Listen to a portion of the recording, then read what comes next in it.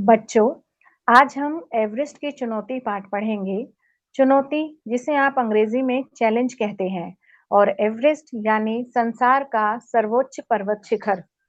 तो स्पष्ट है कि इस पाठ में लेखक के एवरेस्ट चढ़ने संबंधी विशेष अनुभव और जानकारियां जानने व समझने को मिलेंगे। तो आइए शुरुआत करते हैं लेखक परिचय से। लेखक का जन्म 6 नवंबर 1936 को सियालकोट, पाकिस्तान में हुआ। इनकी शिक्षा सेंट जॉर्ज कॉलेज से हुई। इन्हें अनेक पुरस्कार व सम्मान दिए गए, जैसे पद्म भूषण, पद्मश्री, अर्जुन पुरस्कार और अन्य कई राष्ट्रीय व अंतर्राष्ट्रीय पुरस्कार। लेखक के नाम से आप परिचित होंगे। लेखक मेजर हरिपाल सिंह अहलूवालिया। 29 मई 1965 को मेजर अहलूवालिया हरीश रावत और फूदौरजी के साथ एवरेस्ट शिखर पर पहुंचे।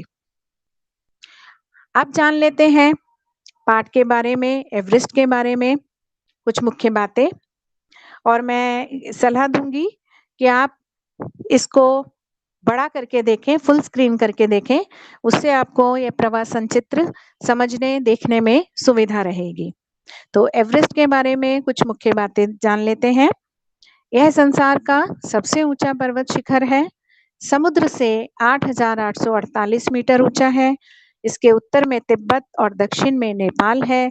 तिब्बती इसे चोमोलुंगमा अर्थात संसार की माता पुकारते हैं। नेपाली सगरमाथा के नाम से पुकारते हैं। नेपाली भाषा में सगर का अर्थ बर्फ होता है। 1849 में इसके सर्वोच्च होने का पता चला और इसे शिखर 15 नाम दिया गया। सर जॉर्ज एवरेस्ट के सम्मान में इसे एवरेस्ट नाम दिया गया। इस शिखर को छूने में सर्वप्रथम 1953 में शेरपा तेंजिंग और न्यूजीलैंड के एडमंड हिलेरी को सफलता मिली। अब आप एवरेस्ट का चित्र देख रहे हैं। तिब्बती पठार।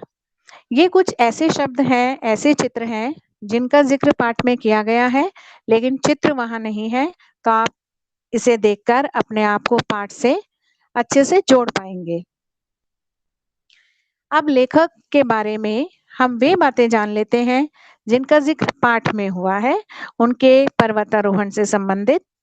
26 मई 1965 की सुबह बहुगुणा वीपी सिंह और रावत के साथ आधार शिविर से शिखर के लिए चले। सिलेंडर की नली में छेद हो जाने के कारण उन्हें सांस लेने में कठिनाई हो रही थी।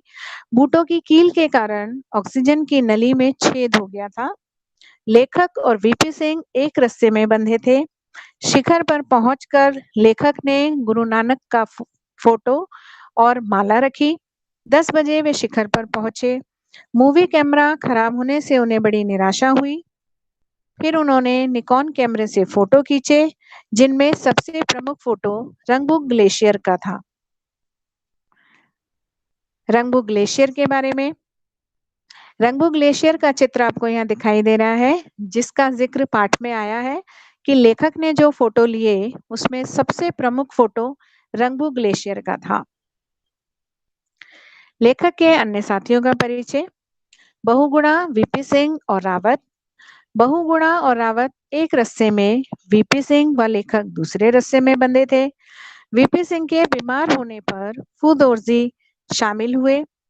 रावत ने शिखर पर दुर्गा की मूर्ति रखकर धूप जलाई और फूदौरजी ने चांदी का लॉकेट, जिसमें दलाई लामा का फोटो था, चॉकलेट, बिस्कुट व मिठाइयां आदि रखी। येलो बैंड क्षेत्र आप देख रहे हैं चित्र में, बहुत अच्छा लग रहा है। थ्यांगबोचे मठ, जिसका जिक्र पाठ में हुआ है कि सवेरे की धुंध में आईने की तरह चमकता लग रहा था। पाठ के अंत में हम पढ़ सकते हैं कि शिखर पर पहुंचकर लेखक ने सबसे पहले ईश्वर को धन्यवाद दिया। उनके प्रति उनके मन में विनय भाव था। और जब आधे घंटे से ज्यादा वक्त वहां उन्होंने गुजारा, तो उन्हें वापसी का ख्याल आया।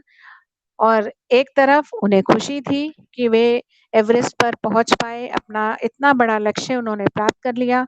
और दूसरी तरफ वे कहीं ना कहीं उदासी अनुभव कर रहे थे कि अब इससे बढ़कर चढ़ाई उनके लिए नहीं बची है।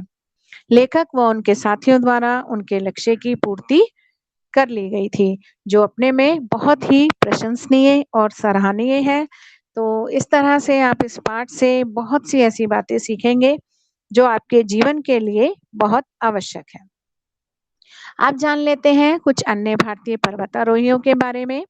सबसे पहले अवतार सिंह चीमा, माउंट एवरेस्ट पर चढ़ने वाले प्रथम भारतीय।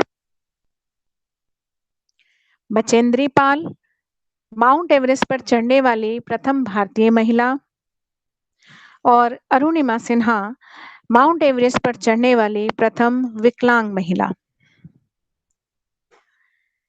अंत में आपके अभ्यास हेतु रचनात्मक गतिविधि, यानी आप पाठ को पढ़ चुके हैं, समझ चुके हैं, तो आपने उससे क्या-क्या सीखा, ये आप जान पाएँगे, विचार क्षमता में वृद्धि होगी और अपने शब्दों में लिख पाएँगे। पाठ पढ़ने के बाद एवरेस्ट और लेखक संबंधी क्या-क्या विशेष बातें पता चली और आपने पाठ से क्या सीखा? प्रश्न 2, पाठ के अतिरिक्त बताए गए अन्य भारतीय पर्वतारोहियों के बारे में जानकारी एकत्रित कीजिए यानी इकट्ठी कीजिए और उनके जीवन से मिली प्रेरणा अथवा सीख अपने शब्दों में लिखिए। इसी के साथ यह पाठ मैं समाप्त करती हूँ। धन्यवाद।